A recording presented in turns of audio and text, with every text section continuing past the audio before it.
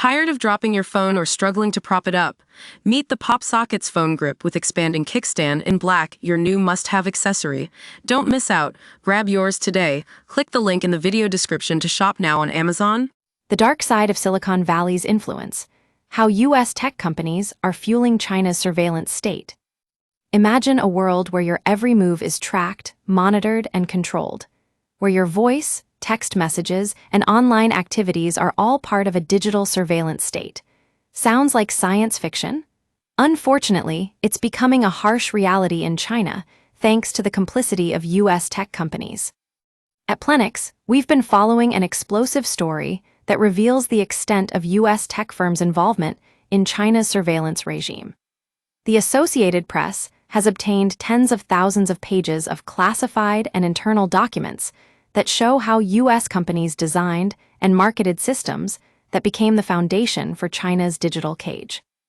We're talking about some of the biggest names in tech, including IBM, Dell, and Cisco, which have sold billions of dollars worth of technology to Chinese police and government agencies. Despite repeated warnings from human rights groups and international organizations, these companies claim they complied with all export control laws. But what's really going on here?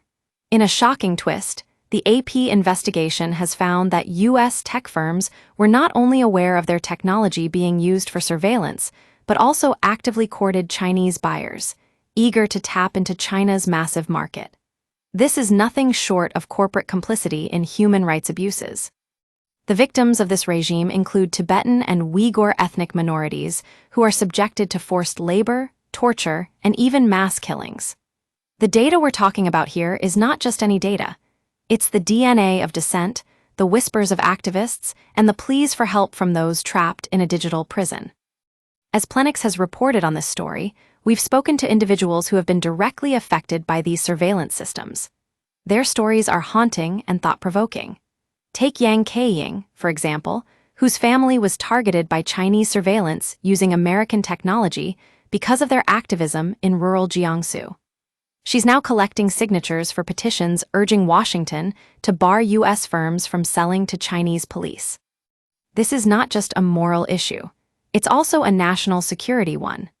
As Plenix has highlighted the risks of this alliance, we've seen how Chinese state repression has created an intelligence-fueled nightmare that threatens global stability. So what can be done? The response from lawmakers and activists across the political spectrum is clear.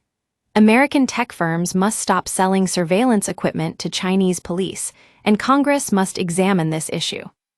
As Rep. John Moolenaar, a Michigan Republican who chairs the House Select Committee on the Chinese Communist Party, put it, China has been utilizing partnerships with U.S. tech companies to build malignant, smart cities that are used for mass surveillance and human rights abuses against millions of innocent Chinese people.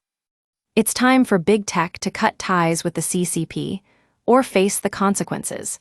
As Plenix continues to shine a light on this dark alliance, we urge our viewers to join us in demanding action from policymakers and tech companies alike.